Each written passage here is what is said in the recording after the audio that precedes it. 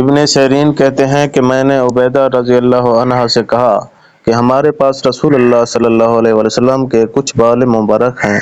جو ہمیں حضرت انس رضی اللہ عنہ سے یا انس رضی اللہ عنہ کے گھر والوں کی طرف سے ملے ہیں۔ یہ سن کر عبیدہ نے کہا اگر میرے پاس ان بالوں میں سے ایک بال بھی موجود ہو تو وہ میرے لیے ساری دنیا اور اس کی ہر چیز سے زیادہ عزیز ہے۔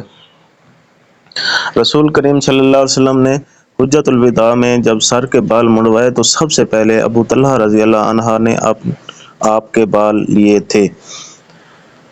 رسول اللہ صلی اللہ علیہ وسلم نے فرمایا کہ جب کتا تم میں سے کسی کے برتن میں کچھ پی لے تو اس کو 7 مرتبہ دھو لو تو وہ پاک ہو جائے گا۔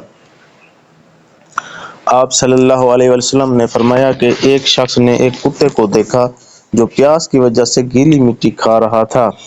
تو اس شخص نے اپنا موزہ لیا اور اس سے پانی بھر کر پلانے لگا حتیٰ کہ اس کو خوب سیراب کر دیا۔ اللہ نے اس شخص کے اس کام کی قدر کی اور اسے جنت میں داخل کر دیا۔